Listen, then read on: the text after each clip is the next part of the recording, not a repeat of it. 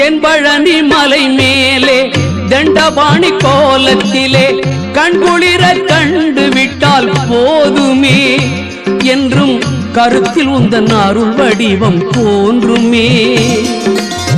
தென்பழனி மலை மேலே தண்டபாணி கோலத்திலே கண்குளிர கண்டு விட்டால் போதுமே என்றும் கருத்தில் உந்தன் அருள் வடிவம் தோன்றுமே.